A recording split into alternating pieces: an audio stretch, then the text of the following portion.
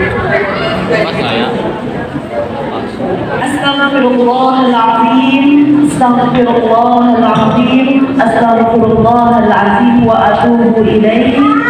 Rabbi shrah li sadri wa yassir li amri wahlul 'uqdatam min lisani yafqahu qawli. Bismillahirrahmanirrahim.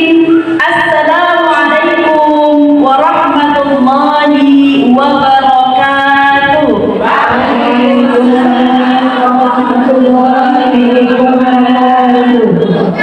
Ada yang masih ngunyah ya Bu, jadi belum lengkap salamnya.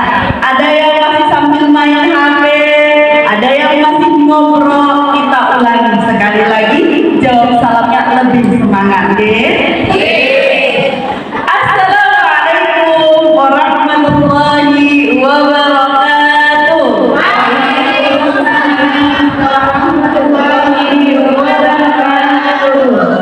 Kata Rasulullah Bu dalam hadisnya, sunnah mengucapkan salam 3 kali biar pahalanya lebih afdol. Kita tutup dengan sekali lagi salam. Assalamualaikum warahmatullahi wabarakatuh.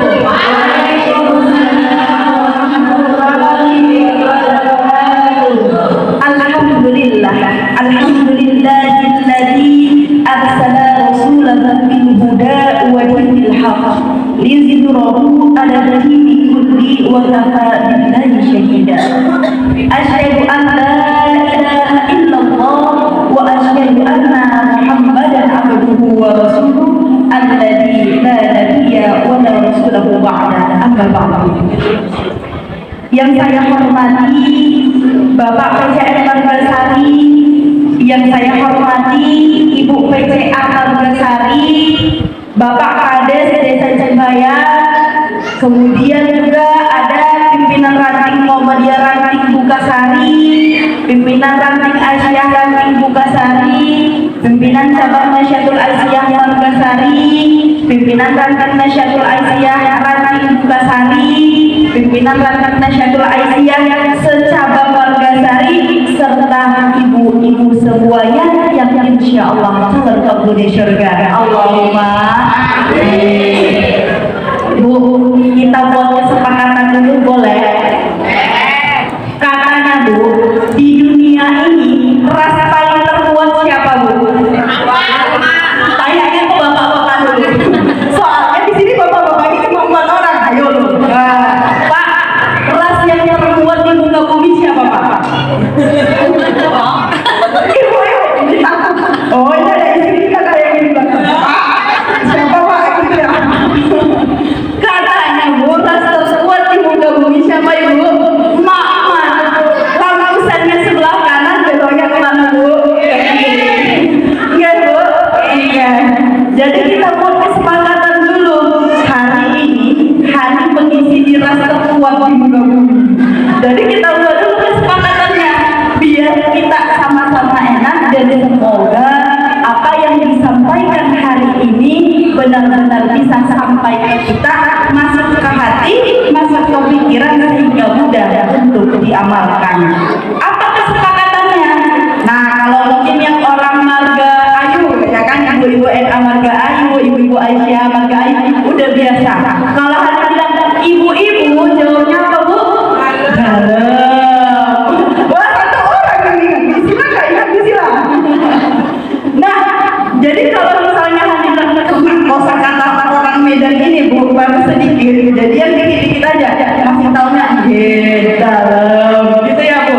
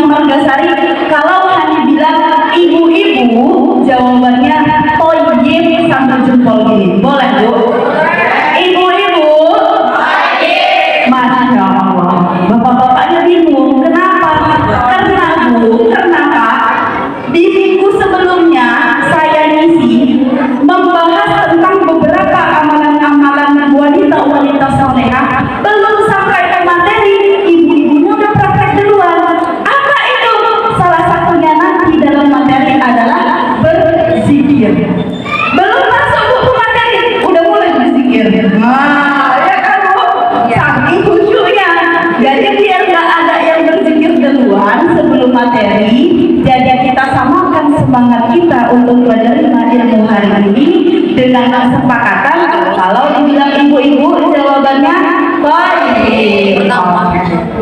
Alhamdulillah.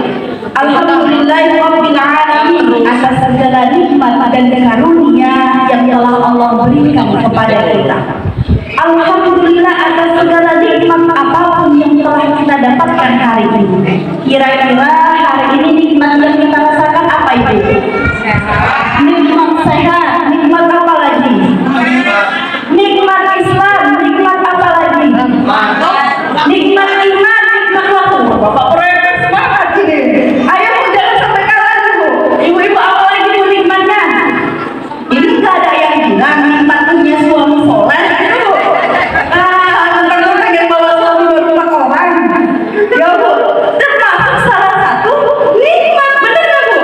Bener. Nggak ada yang bilang nih punya anak yang soleh dan soleha. Itu nikmatnya bu. Nikmat banyak sekali nikmat dan karunia yang telah Allah berikan kepada kita. Bahkan seandainya seluruh lautan dijadikan tintanya, seluruh ranting-ranting dijadikan penanya, seluruh dedaunan dijadikan kertasnya untuk menuliskan nikmat dan karunia yang telah Allah berikan kepada kita, tidak akan cukup. Saking banyaknya nikmat yang telah Allah berikan kepada kita. Tapi apa? Faqalilun min ibadika syukur. Hanya sedikit dari hambaku yang mau bersyukur. Semoga hari ini kita semuanya yang hadir pada hari ini bisa masuk ke dalam sedikit golongan hamba Allah yang mau bersyukur. Kita ucap dengan apa ibu? Alhamdulillah. Bahkan ketika kita bangun tidur, doa pertama kali yang kita lakukan dalam kehidupan sehari-hari apa? Apa ibu doa bangun tidurnya ibu?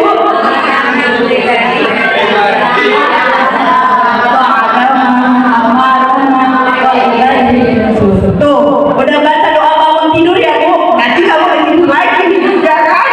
Udah baca doa bangun tidur, gak boleh ada yang tidur, nanti lari doa ke Allah ya kan bu? Oke. Kemudian setelah kita bersyukur kepada Allah Subhanahu wa Ta'ala, tentulah kita tidak lupa berselawat kepada Habibullah, kekasih Allah, baginda Rasulullah Sallallahu Alaihi Wasallam. Allahumma salli wa sallim wa barik alaihi. Semoga kita mendapatkan syafaatnya di yaumil akhir. Allahumma amin. Karena kita tidak tahu amalan mana yang Allah terima, maksiat mana yang telah kita lakukan, tapi semoga dengan memperbanyak selawat kepada Nabi kita bisa mendapatkan syafaat, bisa mendapatkan pertolongan di yaumil akhir. Bu, Ibu, kalau bapak-bapaknya gimana nih Pak? Pak, Toyib juga boleh Pak? Bapak, Toyib. Oke, kasih bapak-bapak yang keempat. Harus saya sama juga ini. Oh iya, aku dibilang Pak Toyib. Berarti kalau bapak-bapak pasang, coba. Iya, nanti habis pulang kajian, ini gara-gara Ustaz Hadi, suami saya jadinya Pak Toyib gitu ya. Nah, alhamdulillah. Toyib itu artinya baik ya, yang nggak tahu kenapa lakunya dibilangnya Bang Toyib ya. Padahal Toyib itu artinya hasan, baik ibu. Sama dalam iya gitu. Nah, ibu-ibu yang dirahmati oleh Allah Subhanahu wa Ta'ala, yang insya Allah kita semuanya menjadi penghuni surga. Pada pekan 1 bulan awal saya sampai di Tegal, alhamdulillah mendapatkan amanah mengisi pengajian cabang bersama Mama Syafiq di daerah mana itu waktu itu saya lupa. Karangasem. Kemudian di detik-detik saya juga diangkat pengabdian dan dapat amanah lagi hari ini menyapa ibu-ibu semuanya di kajian cabang buka sari. Alhamdulillah. Mungkin ada beberapa yang sudah kenal, mungkin ada beberapa yang belum kenal. Karena belum ada yang ta'aruf sama Hani, jadi kita ta'aruf rame-rame ya Bu. Mungkin yang belum kenal, izin memperkenalkan diri. Nama Hani, Hanifah Khairiyah Siregar. Saat ini sedang mengabdi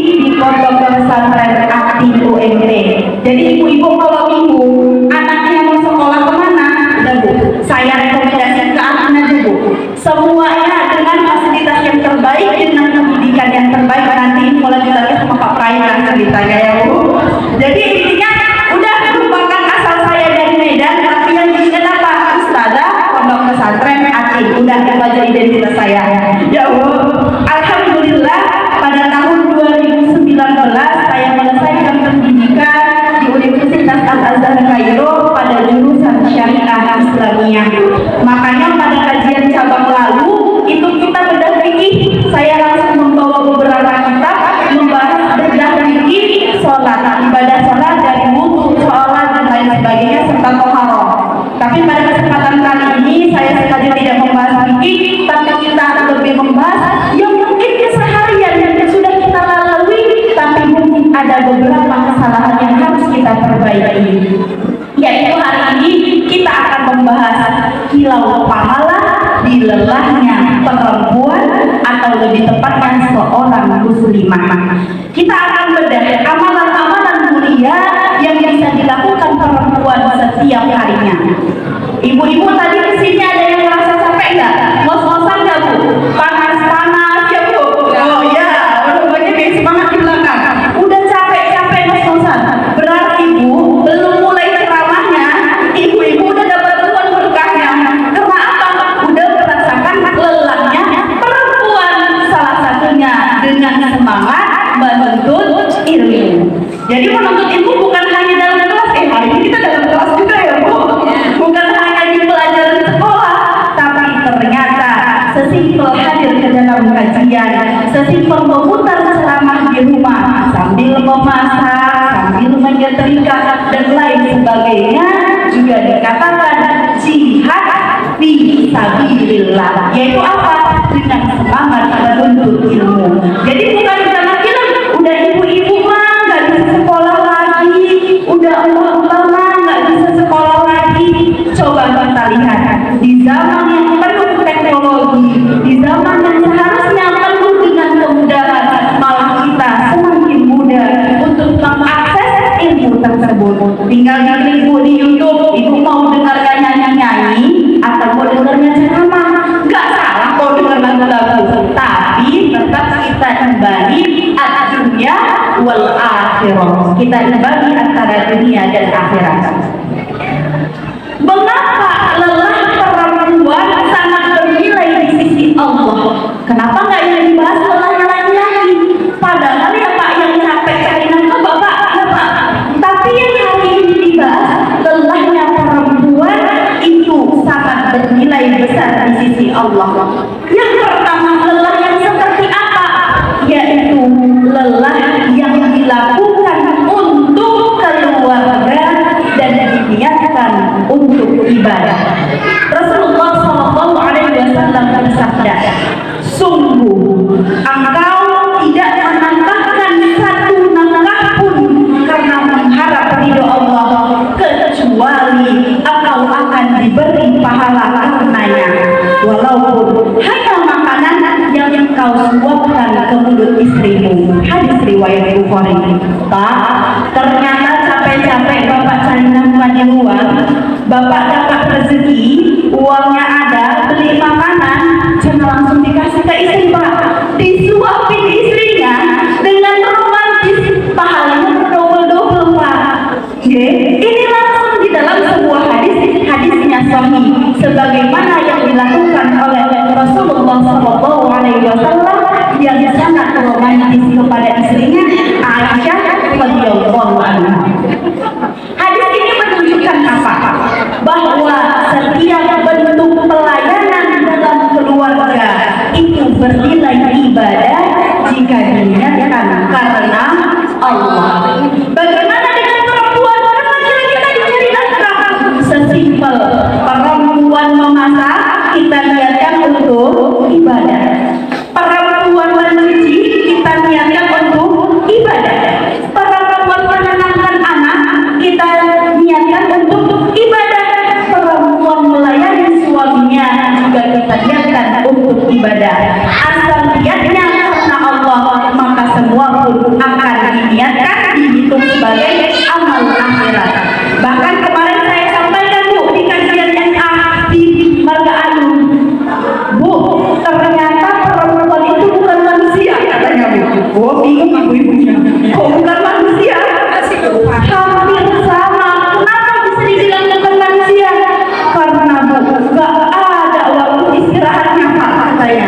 Bangun tidur yang diingat apa Bu?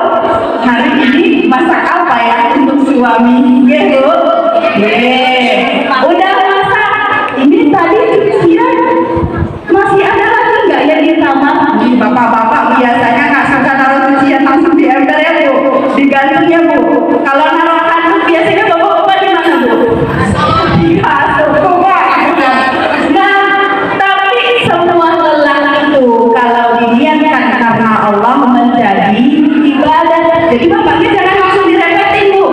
Ya Allah, semoga dengan mukanya suami saya meletakkan selalu di atas kasur, saya sabar menjadi nilai ibadah di sisi Engkau, di sisi Allah Subhanahu wa Ta'ala.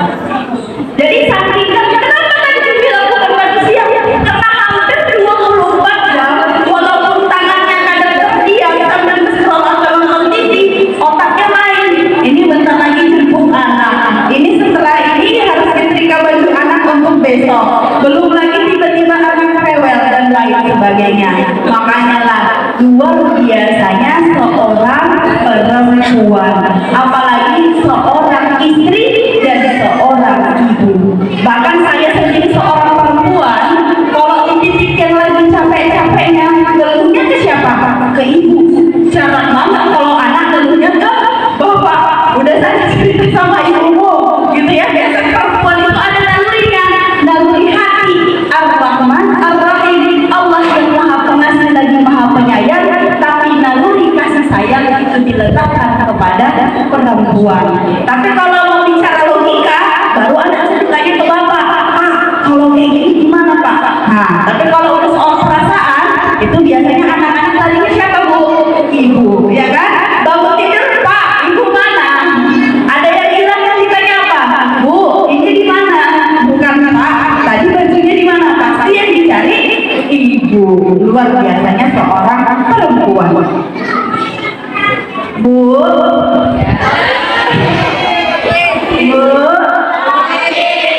ada 4 syarat yang ternyata sangat mudah bagi seorang perempuan untuk menjemput surganya Allah.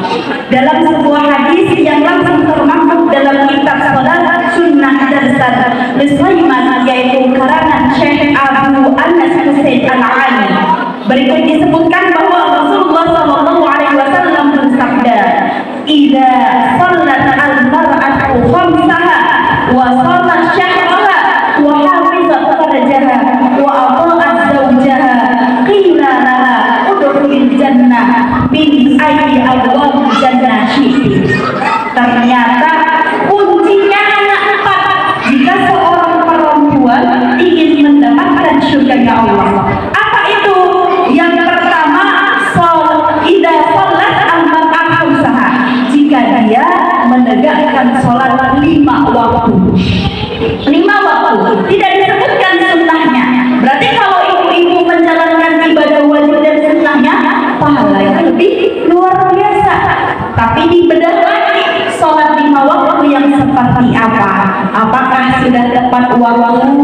Apakah sholatnya sudah benar-benar khusyuk? Apakah sholatnya sebenar-benar bernilai lillahi ta'ala? Apakah benar-benar taharah dalam sholatnya sudah benar-benar dilaksanakan dengan baik?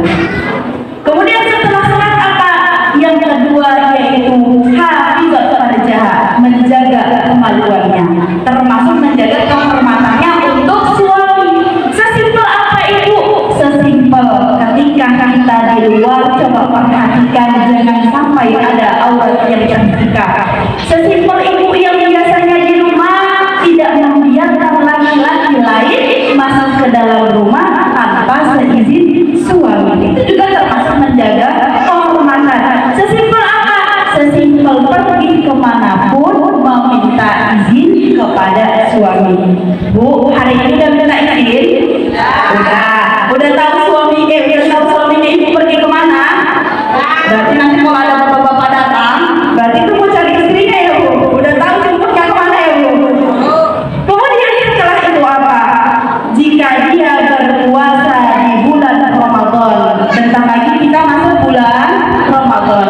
Ayo Bu, monggo yang masih ada bentang puasanya segera untuk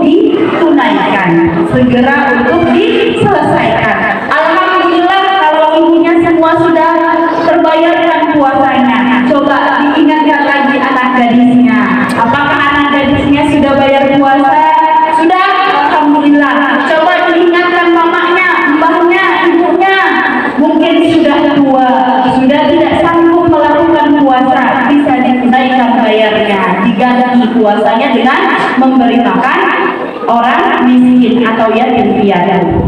Kemudian setelah itu apa? Setelah itu taat kepada suami. Ini Bu yang katanya yang paling sulit. Kita lagi kesel-keselnya, banyak cucian, jemuran belum diangkat lagi hujan, anak lagi rewel. Biasanya ada yang salah sama si bapak. Bapaknya biasanya dalam biasa ya Pak, merepetkan ke bapaknya karena anaknya duluan rewel. Udah bingung ibu-ibunya.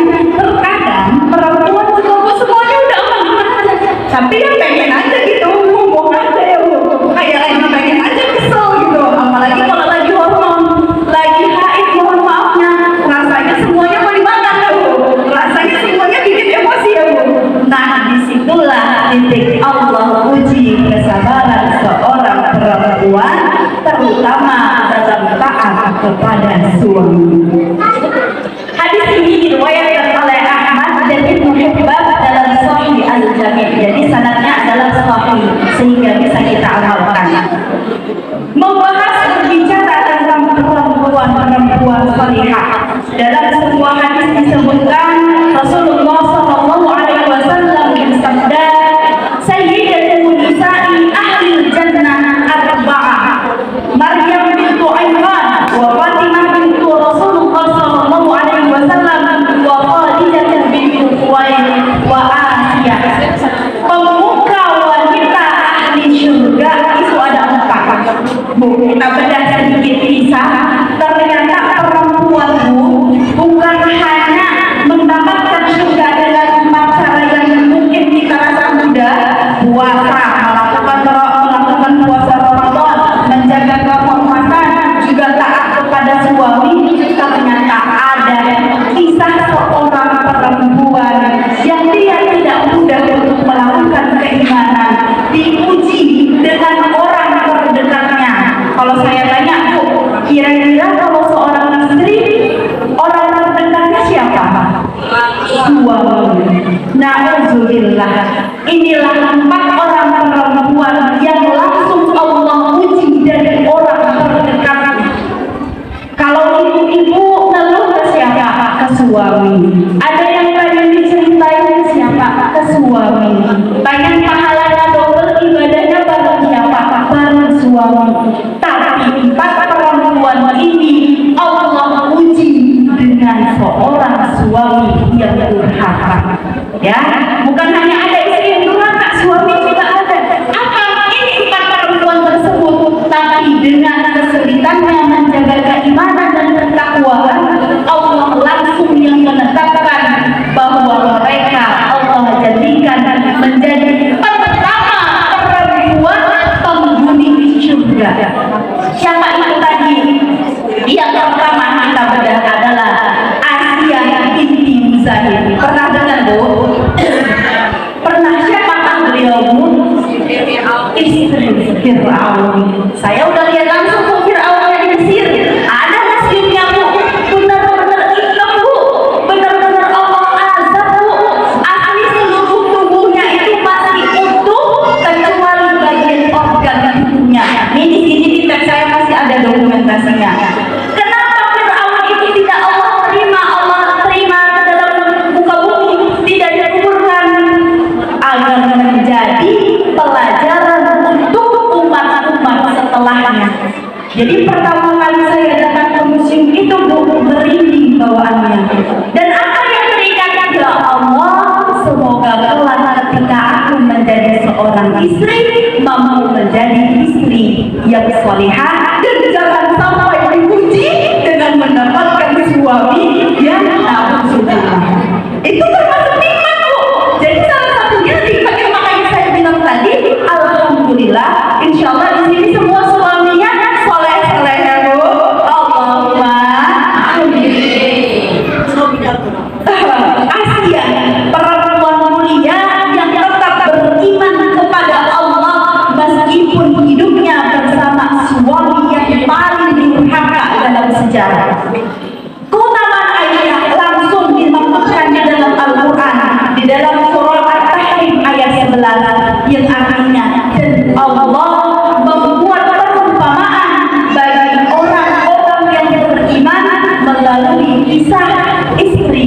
Fir'aun. Jadi beliau sangat luar biasa. Bahkan dalam kisahnya ada yang meriwayatkan bahwa ketika Aisyah ketahuan, bukan Aisyah ya Bu, nanti kok bedanya. Aisyah ketika Fir'aun tahu Aisyah sangat mencintai Allah, sangat beriman dan bertakwa di jalan Allah, Fir'aun mengatakan, wahai istriku, kamu seharusnya patuh kepadaku, tinggalkan agamaku. Sesungguhnya kaum-kaummu menyembahku. Kok bisa kamu istriku serumah denganku, melahirkan anak-anakku, tapi malah beriman kepada Allah? Apa kata Aisyah? Sesungguhnya aku tetap kuat pada keimanan dan ketakwaan kepadaku. Allahu ahad, qul huwallahu ahad. Sesungguhnya Allah lah yang Maha Esa. Allah lah satu-satunya yang layak untuk aku sembah. Kemudian apa kata Fir'aun? Wahai istriku, jika kamu tidak mau beriman kepadaku dan tidak mau meninggalkan Tuhanmu itu, maka akan aku rebus kamu di api yang membara dan airnya mendidih. Tapi Aisyah tetap tekad, asyhadu alla ilaha illallah wa asyhadu anna Muhammadar Rasulullah. Dalam sebuah riwayat ada yang meriwayatkan bahwa Aisyah direbus. Ada dalam sebuah riwayat meriwayatkan bahwa Aisyah ditimpa dengan batu yang begitu besar, yang pada intinya adalah Allah menggunakan air tersebut menjadi sangat dingin. Begitu juga yang meriwayatkan batu tadi, seolah batu itu tidak berat. Tapi Aisyah langsung Allah ambil nyawanya dan langsung Allah katakan apa? Udah kulil jannah, masuklah kamu ke dalam surga yang aku ridhoi. Nah, kuncinya apa? Patuh dan taatlah kepada suami selama yang diperintahkan adalah syariat. Misalnya mau mohon maaf tapi na'udzubillah tidak ada. Suaminya mengatakan, "Mama, kok mama kayaknya kelihatannya lebih cantik kalau nggak pakai jilbab, Mama. Rambutnya bagus, kelihatannya awet muda. Kalau pakai jilbab kok udah kelihatan kebah-kebah ya, Mak? Boleh nggak Bu diturutin, Bu?" Enggak, karena apa? Syariat, tetaplah syariat. Patuh kepada suami, patuhlah akan sesuatu yang sesuai dengan syariat ini. Setelah itu apa Bu? Ternyata bukan hanya sekedar manusia biasa. Kalau kita pikir Aisyah perempuan biasa ya Bu, bahkan luar biasa karena menikah dengan Fir'aun diuji coba. Bukan dari istri kalangan raja saja Bu, tetapi istri dari seorang nabi juga diuji. Ini istrinya Bu. Siapa itu istri Nabi Nuh alaihissalam? Namanya dalam riwayat wa illah ada beberapa versi lain lagi yang mengatakan nama istri dari Nabi Nuh. Apa ujiannya? Suami beliau seorang nabi, tetapi istrinya sendiri durhaka dan berkhianat, menjadi pendukung kaum lain. Kalau tadi Aisyah berhendak tekad dengan keimanan kepada Allah, kalau ini malah yang menyimpang dari dakwah suaminya sendiri, seorang nabi mendukung kaum Sodom yang penuh dengan kemaksiatan, hingga Allah kembali lagi mencantumkan kisah itu di dalam surah Al-A'raf ayat 83. Istri Lut adalah termasuk orang-orang yang tertinggal. Nah, pelajarannya apa? Kadang orang yang paling dekat pun bisa menjadi ujian untuk kita. Namun apa yang dilakukan oleh Nabi Lut? Nabi Lut tetap sabar menjalankan dakwah meski istrinya sendiri pun menentangnya. Setelah itu siapa? Ada juga istri Nabi Nuh alaihissalam. Jadi dari kalangan para nabi Bu, mereka diuji dengan dakwah kepada kaum yang paling dekat, juga diuji dengan istri-istri yang seharusnya mereka cintai. Dalam beberapa riwayat disebutkan nama istrinya Nabi Nuh adalah Waqilah, walaupun ada beberapa riwayat yang mengatakan perbedaan nama.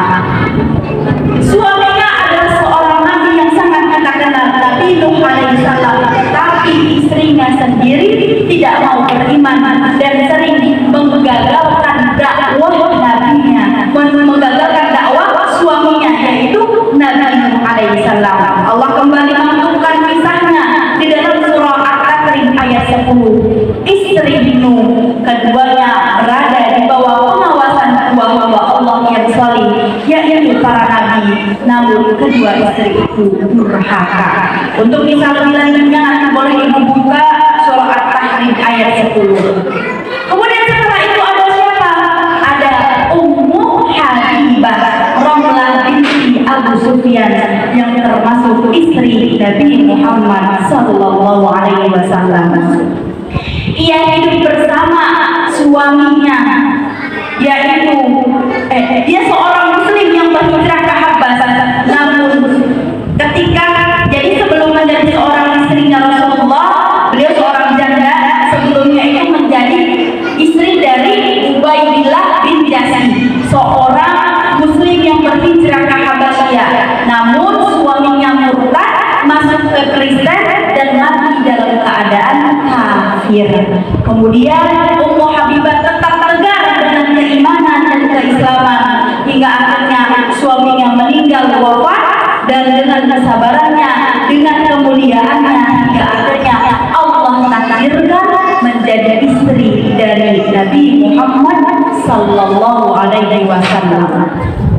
Dan banyak sekali kisah-kisah dari para istri-istri, dari para suami-suami yang bisa kita teladani dari zaman baginda Rasulullah sallallahu alaihi wasallam. Kembali pada materi kita, Bu. Allah tidak akan menyia-nyiakan lelahnya seorang perempuan, sebagaimana Allah Subhanahu wa taala berfirman di dalam surah At-Taubah ayat 120. Bismillahirrahmanirrahim.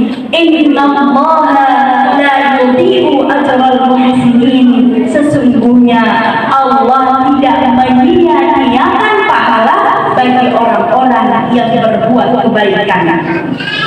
Allah menegaskan kepada kita bahwa setiap kelelahan dalam ketaatan sekecil apapun akan mendapatkan balasan kebaikan. Jadi jika ada kerjaan perempuan yang sia-sia, tidak ada, baik dari melipat baju, mencuci, mengurus anak, bahkan ketika suaminya mau berangkat kerja, Bu, itu ibu beresin bajunya rapiin, atau ibu melepas suaminya bekerja dengan senyuman yang paling manis, dengan dandanan yang indah, itu juga termasuk ibadah dan termasuk kebaikan yang Allah ridhoi. Lalu bagaimana mengubah lelah tadi jadi berkah? Yaitu dengan niat yang menghidupkan amalan. Terkadang lelah dan sangat lelah, pekerjaan di rumah yang tidak habis-habis, tumpukan cucian yang udah dicuci, muncul jemuran, muncul lagi cucian. Ya Bu, beranak terus ya, apa kayak di rumah udah bersih, udah dilipat, muncul lagi yang baru. Cucian jemuran selesai, rumah yang berserakan karena ulah anak-anak udah selesai semuanya. Suami datang dengan cerita lelah letihnya, kita harus patuh mendengarkan, kita harus melayani suami dengan baik, Ibu. Sentuh lelahnya perempuan yang tidak habis-habis, tapi disitulah terdapat rahmat Allah Subhanahu wa taala. Kadang merasa capek, bosan, jenuh karena pekerjaan di rumah yang tidak selesai-selesai, belum lagi jatah liburan yang belum dapat, ya Bu. Ini di rumah terus nih Mas, ini nggak ada jalan-jalan ke Guci nih Mas, ya Bu. Ini nggak ada, ini jalan-jalan ke apa, ke mall nih Mas, ke Tegal dan lain sebagainya. Ini cucian terus nih yang diurus. Tapi semuanya kembali kepada hadis yang pertama, innama a'malu binniyat, bahwa sesungguhnya segala amal perbuatan tergantung pada niatnya. Maka mulai hari ini, yuk mulai dari masak. Ya Allah, aku memasak untuk mencari ridho-Mu. Aku memasak semoga dengan masakan ini suamiku punya tenaga yang baik untuk mencari nafkah di luar. Ya Allah, aku memasak ini semoga semoga makanannya sehat, lebih menyehatkan keluargaku. Diniatkan semuanya. Dari sesimpel doa-doa biasa yang sering saya tekankan adalah bedakan yang namanya ibadah dengan yang namanya kebiasaan. Bu, kalau mau masak mungkin itu udah biasa masak gitu. Tapi apakah ketika memasak itu benar-benar diniatkan untuk ibadah? Apakah ketika memasak itu diselipkan doa? Belum tentu. Benar nggak Bu? Selama ini masak-masak aja nggak Bu? Masak aja. Coba sekarang masak sambil diselipkan doa-doa kebaikan. Masak sambil diniatkan niat-niat yang baik. Agar apa? Masak bukan sekedar masak, tapi nilai memasak tadi benar-benar ibadah. Ya Allah, aku mencuci karena ini bentuk ibadahku. Semoga baju yang aku cuci dipakai oleh suami dan anak-anak untuk beribadah. Pahalanya ngalir ke siapa? Ke ibu yang mencuci. Ya Allah, aku mendidik anak-anak. Walaupun anak-anak sekarang sering tanggung, bahasanya ya Bu, sedikit-sedikit tanggung, sedikit-sedikit minta makan sayur ya Bu, sedikit-sedikit minta jajan. Semoga dengan kesabaran anak-anak semuanya Engkau ridhoi. Anak-anakku kelak menjadi anak-anak yang solih dan solihah, yang semoga kelak di hari tua nanti bisa menjadi anak yang bisa membantu orang tuanya di akhir masa usianya. Bu, Bu, bahkan kelelahan ibu hari ini panas ibu, panas. Saya juga udah keringat ya Bu.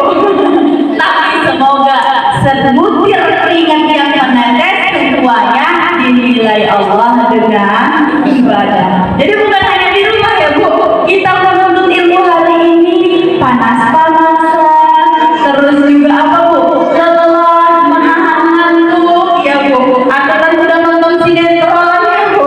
Tapi semuanya dengan niat thalabul ilmi lillahi ta'ala, maka akan dinilaikan kebaikan. Ada 7 amalan harian perempuan yang bisa mengubah lelahnya tadi menjadi berkah. Apa itu? Yang pertama, bisa diiringi dengan zikir pagi dan petang. Bu, kalau repot baca zikir sobat, zikir masak, zikir pagi sama sorenya ngerasanya repot. Sekarang ada di YouTube Bu, ada karyanya Muzamil, rekamannya Muzamil ada karyanya para syekh yang lain. Silahkan putar murotalnya.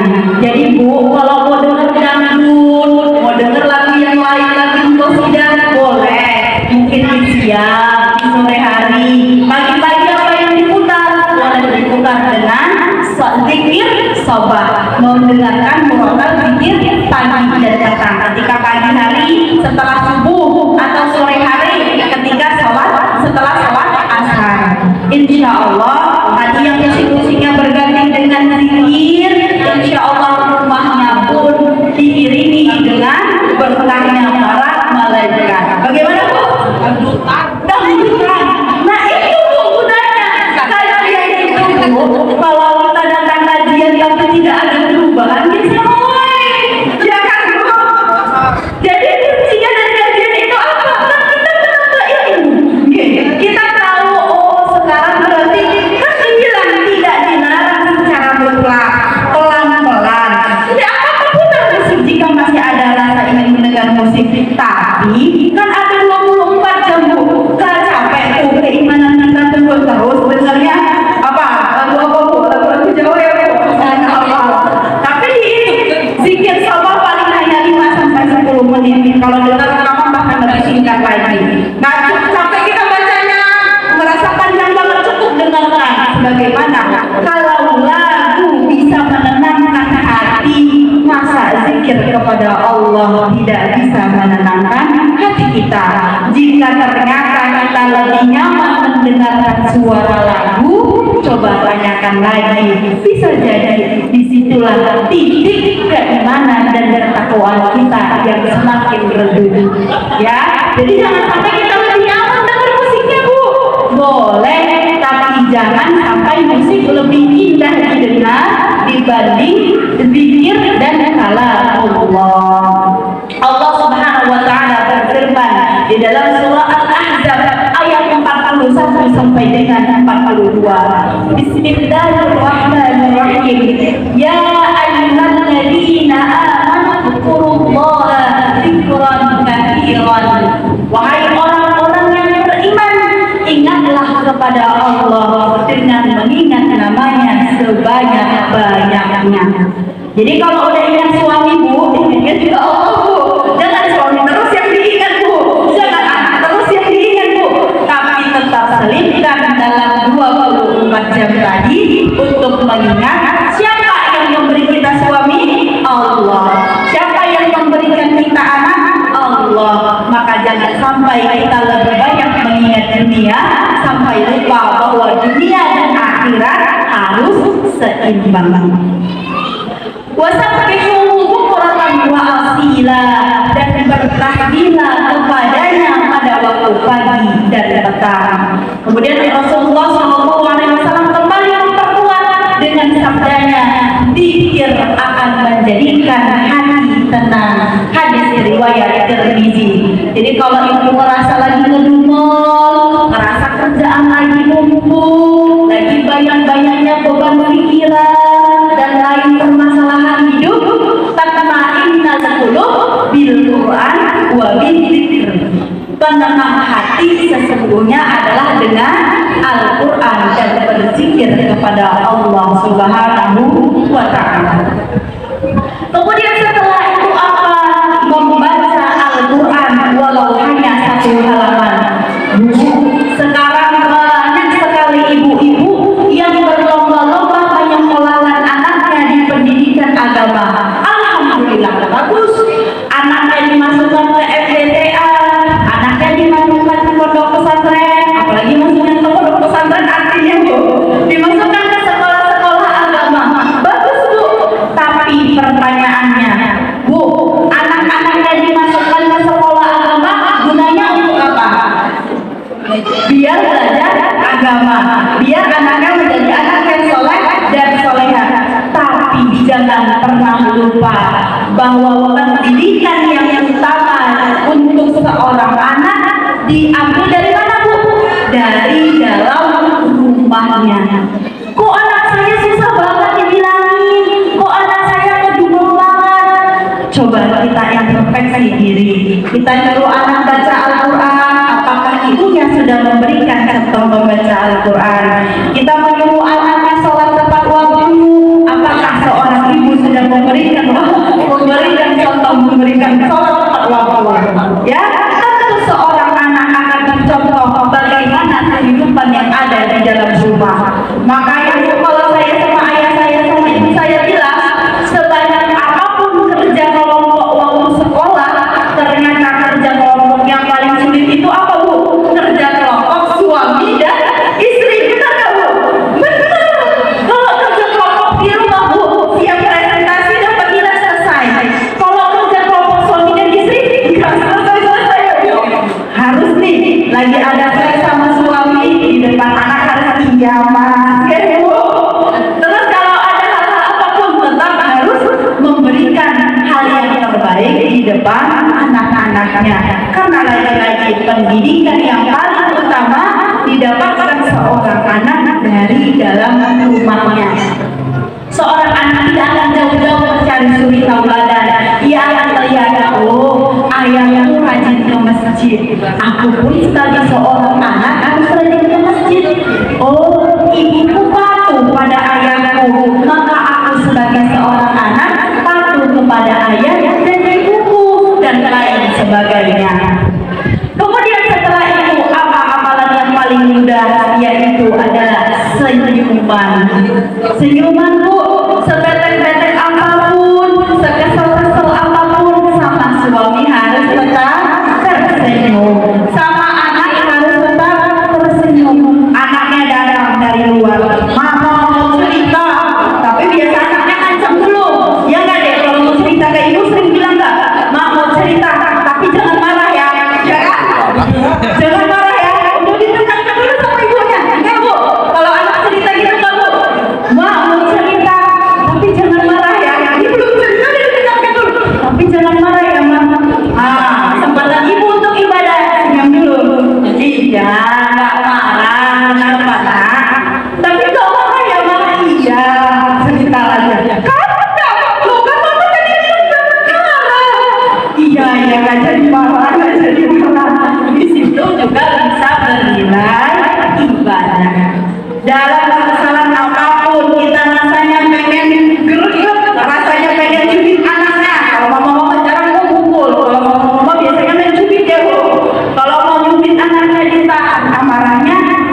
termasuk ibadah jika diniatkan ya Allah, bantu aku dalam kesabaran menjadi seorang ibu dan seorang istri. Kalau senyum aja sedekah, apalagi kalau sabar terhadap keluarga, baik mengurusi keluarga, mengurusi anak dan lain sebagainya. Setelah itu apa? Menjaga lisan, kurang-kurangi mengeluh, kurang-kurangi menggosip. Saya bilang bukan hentikan Bu, pelan-pelan, kurang-kurangi. Ya, bukan langsung berhenti. Kalau langsung berhenti sulit Bu. Tapi kalau kurang-kurangi berarti pelan-pelan, pelan-pelan. Dalam Al-Quran surah Al-Qaf ayat 18, Allah Subhanahu wa taala kembali berfirman, Bismillahirrahmanirrahim. Ma yalfidu min qaulin illa ladaihi raqibun atid. Tidak ada satu kata pun yang diucapkan melainkan ada malaikat raqib dan atid yang mencatat. Mungkin lelah ibu tidak terlihat selalu oleh orang lain, oleh suami, oleh anak-anak, tetapi ada dua malaikat di kanan dan kiri ibu yang tidak pernah ngantuk untuk mencatat kebaikan ibu, yang tidak pernah lupa untuk mencatat segala amal kebaikan dan juga selalu melihat hal-hal buruk yang kita lakukan. Setiap kata bernilai pahala atau dosa. Ibu-ibu kadang capek membuat kita mudah marah, tapi menjaga lisan ingatlah dari sebuah amalan yang besar. Setelah itu apa Ibu? Setelah itu mendoakan orang lain. Ini yang tadi saya bilang, diselipkan doa-doa di dalam kehidupan keseharian. Selain kita mendoakan orang lain, yang paling utama adalah mendoakan suami dan anak-anak kita. Bu, lelah perempuan di rumah jika dilakukan untuk mencari ridho Allah, maka itu dikatakan jihad. Ada sebuah kisah dari kisah Asma binti Yazid. Suatu ketika beliau bertanya kepada Rasulullah, ya Rasulullah, enak sekali jadi laki-laki. Laki-laki kalau mau keluar rumah bebas, tinggal keluar. Mau ke masjid tiap hari bisa, mau berjihad bertempur di jalan Allah bisa. Bahkan seorang bapak-bapak keluar rumah tanpa izin istri boleh Bu? Boleh, tidak ada pilihannya. Tapi alangkah sebaiknya suaminya mengabarin istrinya. Tapi kalau seorang istri keluar rumah untuk pergi ke masjid tanpa izin suami boleh tak Bu? Tidak boleh. Karena apa? Semua langkah satu langkah pun perempuan dari rumahnya, jika dia seorang istri harus meminta izin dari suaminya, jika dia seorang anak harus meminta izin kepada ayahnya. Tapi seorang laki-laki enak, sehingga Asma binti Yazid mengeluh kepada Rasulullah, ya Rasulullah, kenapa aku harus terlahir sebagai perempuan? Kenapa aku tidak menjadi laki-laki yang bebas untuk keluar rumah? Sehingga laki-laki itu memiliki kesempatan mendapat pahala yang lebih mudah. Mereka bisa bebas bekerja, lelahnya dapat pahala. Pergi ke masjid, sholat di masjid dilipat gandakan. Udah jamaah, sholat di masjid lagi berlipat ganda. Aku perempuan, sholat di rumah sendirian, tidak berjamaah dan juga di dalam rumah, misalnya seperti itu. Sehingga pahala yang aku dapatkan cuma sedikit. Aku juga kalau mau keluar, iya kalau suamiku ngizinin. Lalu apa? Rasulullah Shallallahu Alaihi Wasallam berpesan, sesungguhnya engkaulah wahai wanita, wahai perempuan, sesungguhnya kalian jauh lebih mudah mendapatkan pahala tersebut. Dengan cara apa? Kalian ridho, kalian ikhlas melepas suami yang akan berangkat kerja, maka lelahnya suami dalam mencari nafkah itu akan masuk ke dalam pahalanya istri. Jadi suamiku yang bantu pulang di luar,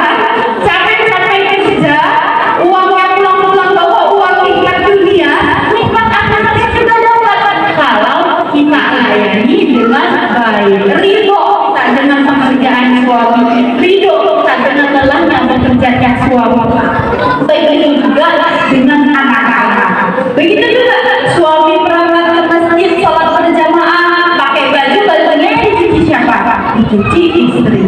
Pakai baju yang disetrika siapa? Yang disetrika istri. Maka sesungguhnya perempuan cukup dengan ridho, keikhlasan dan kesabarannya, maka pahala yang dilakukan oleh suami dan anak-anaknya juga akan mengalir kepadanya. Allah Subhanahu wa taala berfirman di dalam Quran surah Ibrahim ayat 7 mengingatkan kita bahwa selain kita bisa mengimbangi lelah dalam beribadah, lelah dalam rumah, lelah dalam melayani suami, lelah dalam mengurusi anak-anak, juga harus diiringi dengan kalimat syukur. Termasuk apa, Bu? Ini yang paling banyak. Syukur dengan seberapapun rezeki yang suami berikan kepada kita. Muncul pertanyaan, surganya seorang perempuan ada di dalam rumah. Lalu apa kabar ketika seorang istri pengen bekerja? Boleh nggak, Bu? Boleh. Kira-kira uang yang didapatkan kalau untuk keluarga bernilai apa, Ibu? Bernilai sedekah. Dan sedekah yang paling mulia adalah sedekah kepada keluarga sendiri. Tapi tetap seorang laki-laki memiliki kewajiban memberikan nafkah. Jadi semangat ya Pak, Ibu. Coba ya saya tanya ya Pak, masih semangat Ibu jawabnya. Bu, uang suami uang siapa? Mana Pak? Uang istri uang siapa, Bu? Terus kalau istrinya pengen bantu suami namanya sedekah. Semangat Bu. Yang tadi ngantuk di belakang jadi melek kalau bahas uang. Jadi memang benar dalam syariat uang suami adalah uang istri selama bisa digunakan untuk kebutuhan keluarga. Namun tidak menutup kemungkinan jika kita ingin mendapatkan surganya Allah dengan memperbanyak sedekah, salah satunya menyedekahkan sebagian uang istri juga untuk keluarga. Jadi sebaik-baiknya sedekah. Jadi nggak apa-apa ibunya boleh bekerja dengan izin suami, hasil jeripaya tadi tetap digunakan untuk keluarga dan pahalanya double. Karena apa? Bernilai sedekah untuk keluarga.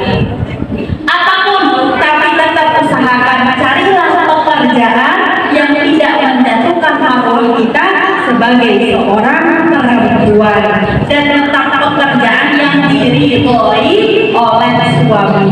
Jangan sampai dari pekerjaan timbul kecemburuan, na'udzubillah. Jangan sampai dengan pekerjaan kita jadi malah membanding-bandingkan gaji bukan segini, na'udzubillah. Tentu kembali lagi dalam keluarga ada namanya kerja kelompok antara suami dan istri yang menilai Allah dan anak-anak yang ada di rumah. Dengan tadi Allah Subhanahu wa taala berfirman di dalam surah Ibrahim ayat 7, Bismillahirrahmanirrahim. Wa in ta'adzana rabbukum la in syakartum la azidannakum wa la in kafartum inna adzabi lasyadid. Dan barang siapa yang bersyukur atas nikmatku, maka akan aku tambahkan nikmat tersebut. Namun barang siapa yang kufur atas nikmatku, ingatlah azabku amat pedih. Jadi kalau bapak pulangnya bawa 50.000 ucapnya alhamdulillah. Bapaknya pulangnya bawa 100.000 ucapnya alhamdulillah. Bapaknya pulang bawa rezeki lebih banyak ucapnya tetap alhamdulillah. Seberapapun rezeki yang bapak berikan, seberapapun rezeki dari seorang suami berikan, tetaplah kita bersyukur menjadi seorang istri. Alhamdulillah. Maka di akhir mungkin sedikit saya selipkan di mana di sini kita juga menyelipkan doa kepada saudara-saudara kita. Bu, apa yang sedang terjadi saat ini, Bu? Longsor, banjir, apalagi Bu? Gunung meletus, angin puting beliung.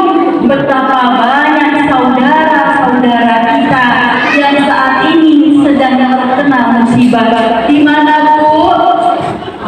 Di Sumatera, di kampungnya saya. Alhamdulillah untuk keluarga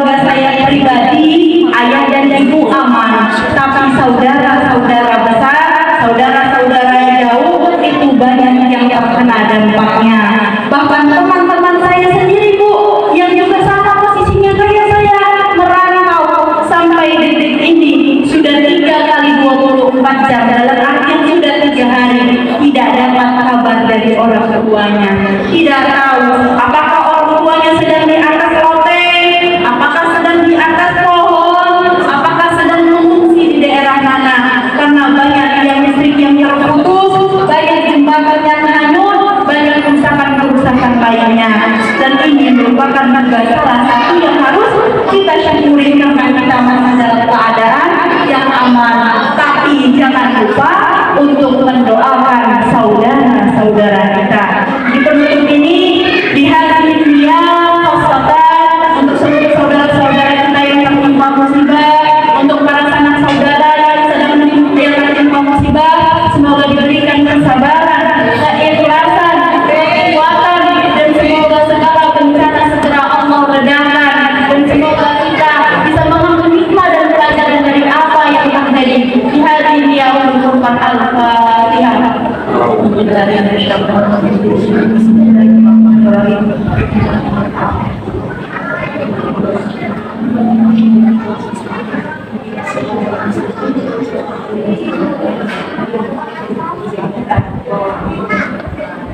Allahumma amin, Allahumma amin. Semoga doa-doa tadi Allah terima, Allah menjabat, sehingga segera ada kabar baik dari Sumatera. Semoga semuanya bisa kembali lagi kepada kehidupan yang tenang, damai, dan diberikan tempat yang senyaman-nyamannya. Di akhir, saya tutup dengan sebuah pesan bahwa setiap detik lelahnya seorang perempuan jika karena Allah maka menjadi pahala yang mengalir. Maka mari hari ini kita kuatkan lagi mindset kita, hati kita ubah dari lelah semoga menjadi ibadah, dari capek semoga menjadi pahala, dari rutinitas semoga menjadi amal jariah. Semoga Allah Subhanahu wa taala senantiasa menjadikan langkah kita langkah menuju surga Allah, dan semoga kita senantiasa diberikan keistiqomahan dalam menjalankan ibadah-ibadahnya, keistiqomahan dalam ibadah dan ketakwaan, dan bisa menjadi perempuan-perempuan yang Allah ridhoi untuk menjadi penghuni surganya. Allahumma amin. Demikian yang dapat saya sampaikan, lebih dan kurangnya saya mohon dimaafkan. Semoga bisa menjadi pengingat untuk kita semua, dan jangan hanya didengarkan habis itu lupa ya Bu. Semoga diberikan kemudahan untuk diamalkan. Mungkin sudah sering kita dengar tapi masih sulit untuk kita lakukan. Semoga dengan pulangnya dari kajian ini dapat keberkahan dari majelis ilmu, kita berkumpul dengan niat baik, semoga pulang dengan semangat lebih baik dalam menjalankan ibadah-ibadah, dan tentu menjemput ridho menjadi seorang istri yang salehah. Wabillahi taufiq wal hidayah. Wassalamualaikum warahmatullahi wabarakatuh.